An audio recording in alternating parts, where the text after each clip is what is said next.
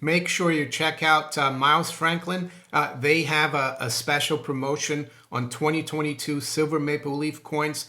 They're only $3.40 over spot. If you're interested, email them at info@milesfranklin.com or call them on 1-800-822-8080 and mention Monaco64 as well if you do so.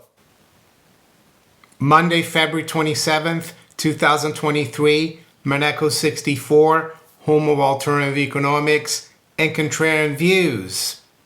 Today we're going to look at how they're going to come after your pensions. They're going to come after your savings, of course, not only through taxation, but through inflation. And I'm going to focus on the UK, but this applies to all the major countries in the West, the US included. So recently, I saw this article here in the Telegraph on the 21st of February, to be exact.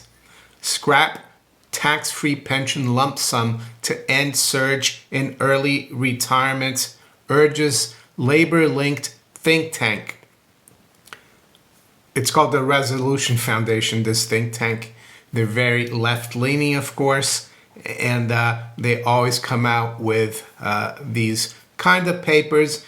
And should we be worried about it? I think so, because it's not just labor-leaning politicians that could implement this if they get elected next year, if they get to government.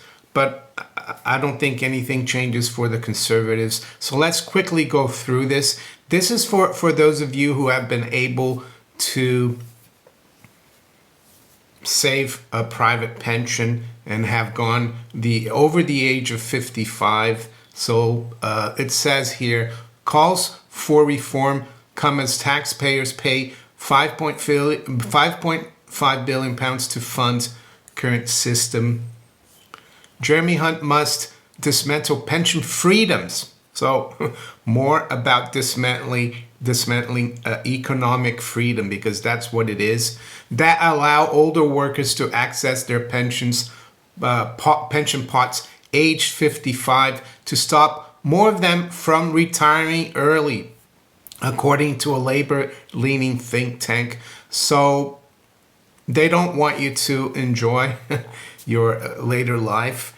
And am I for retiring completely? No. I like to do what I do, and I'll keep doing it till I drop. But I don't think it's fair that you tell people when they're younger you can do this, and then you'll be able to do that when you get older. Anyway, let's continue.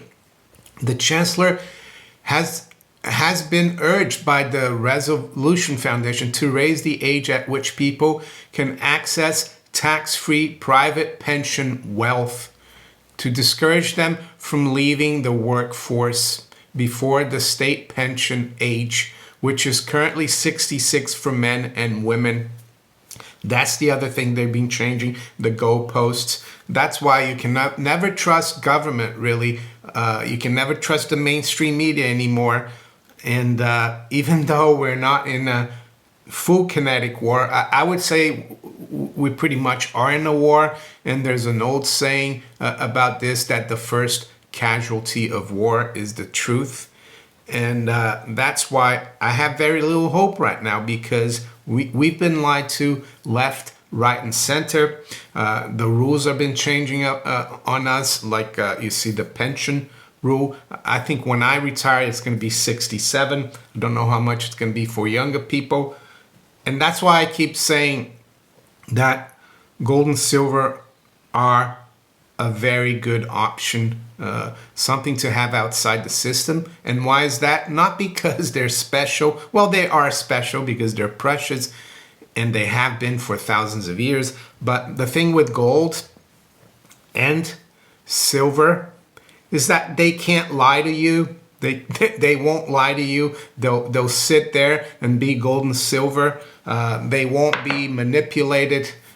They won't manipulate themselves. And some of you make some silly comments saying, well, what if it's not real gold or silver? Well, that's why you need to do your homework and make sure you buy from a reputable dealer, right?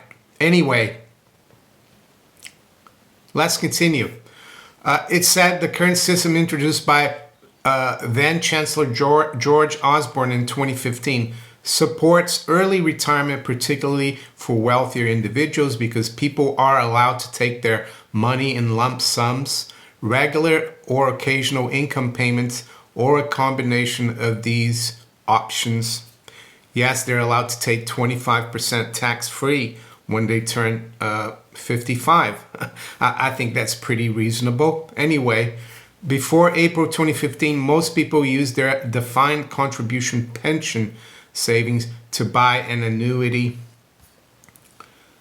The think tank, which is run by Torsten Bell, Ed Miliband's former director of policy, urged Mr. Hunt to consider further raising this age, or at least slowing the rate at which money can be withdrawn before the state pension age. So Ed Miliband, yeah, former Labour MP. I'm not sure if he's still an MP. So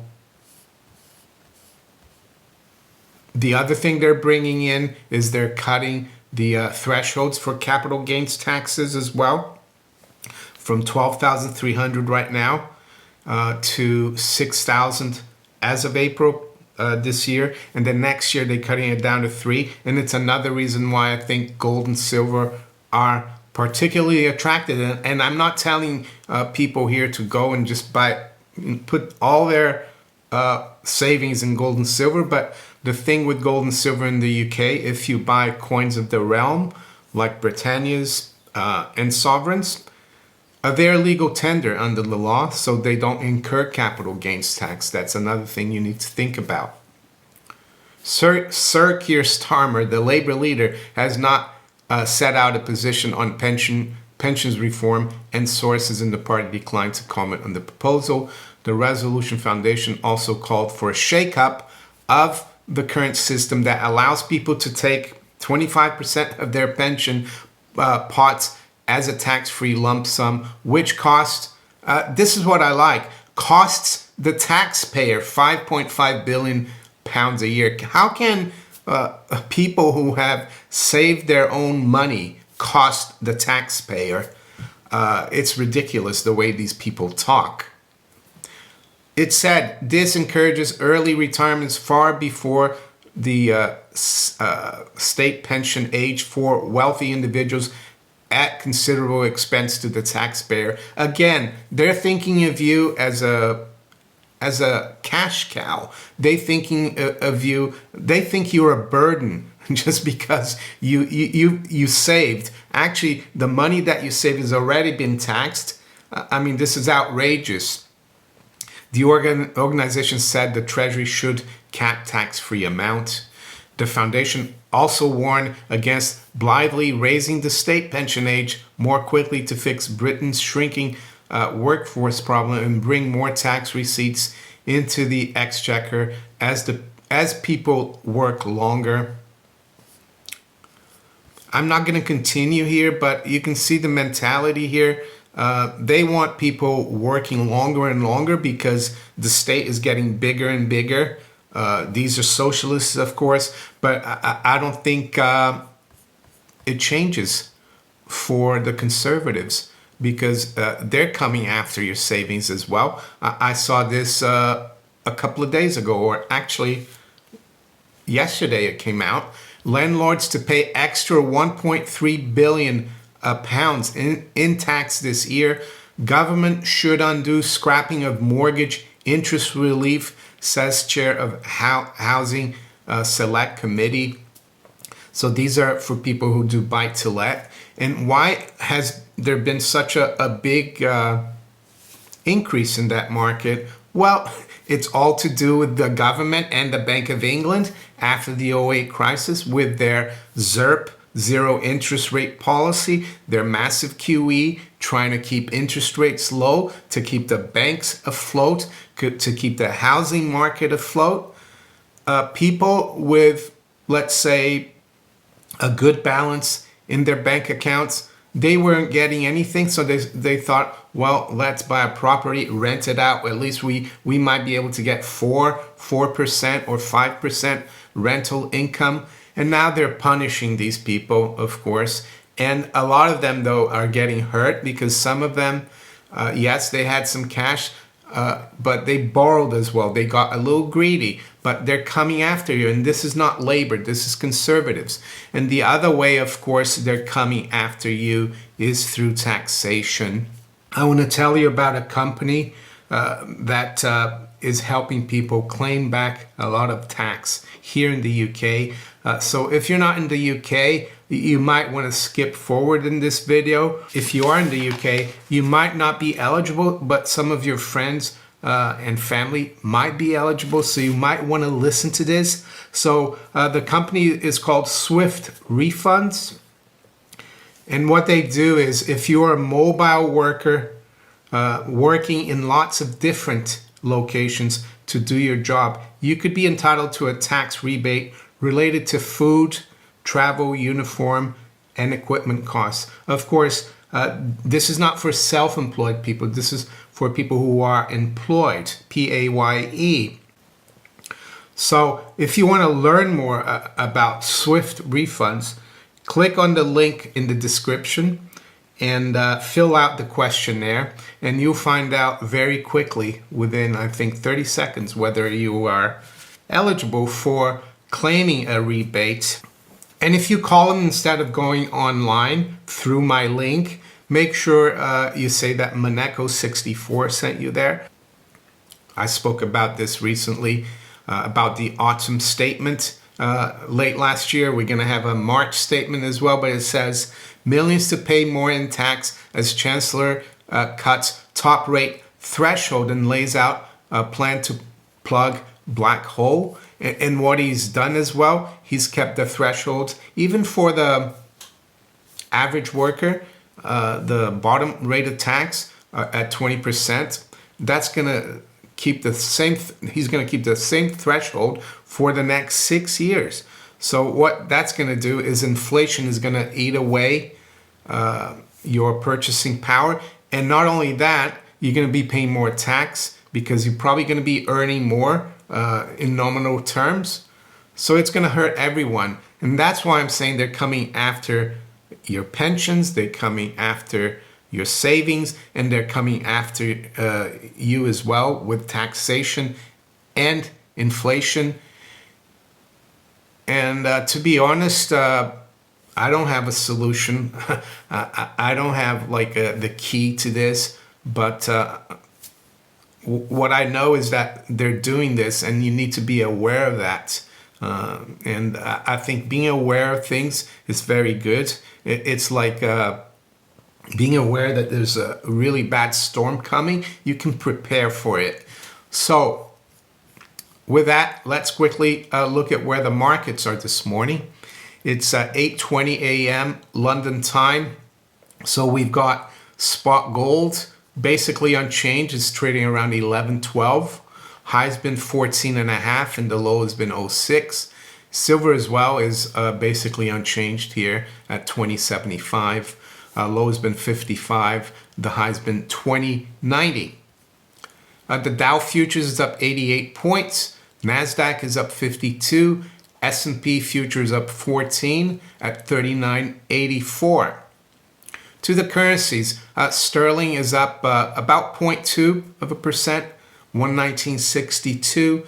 The euro is up 0.1, 105.56. The dollar is down 0.25% versus the yen at 136.16. And the dollar is unchanged versus the yuan at 6.98. To the other currencies, we've got Aussie dollar unchanged, 67.19. The dollar is down slightly versus the Canadian dollar. And the Kiwi dollar is also down about 0.2 at 61.52. Let's move to the general commodities, and let's start with platinum. Platinum is up $4 at trading around 916.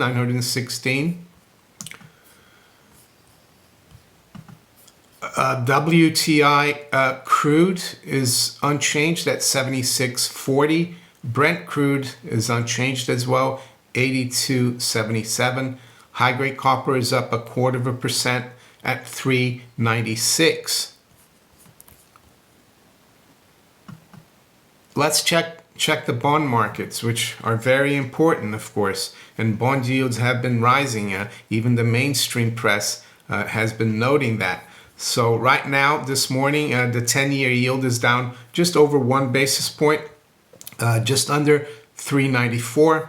But strangely, though, we're going to look at the gilt market, and something happened. And I'm not sure if this is because of the data provider or what's going on there. The 2-year gilt yield right now, it says here that it's up 2 basis points at 364. But last week, last Friday, all day it was trading above 4%. And then at the end of the day, it just like dumped, according to investing.com. And this morning, it's still saying that it's trading at 364. But you look at this headline here from February 22nd, and this is from Reuters.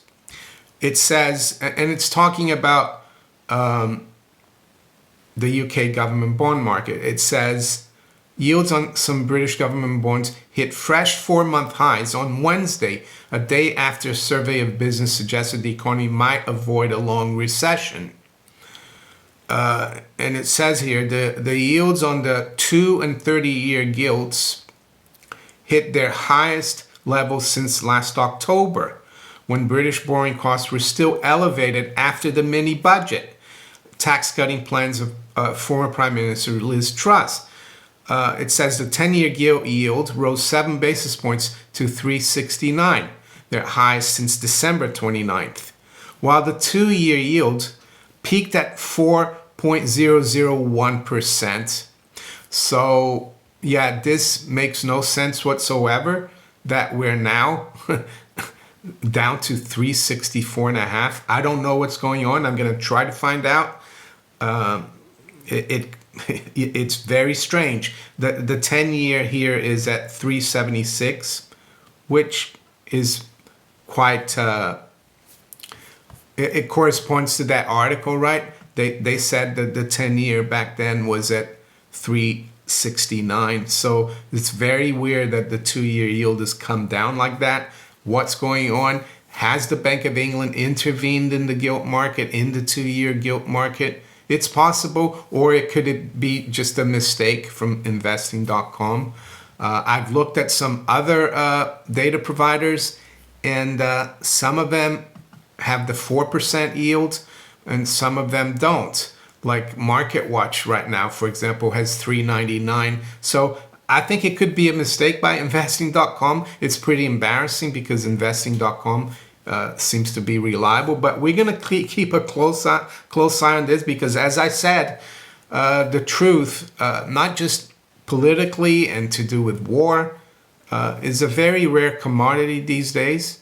And you never know what these people, the central bankers and the politicians, are up to. And with that, I'm going to wish you a very good start to the week. Take care. Bye.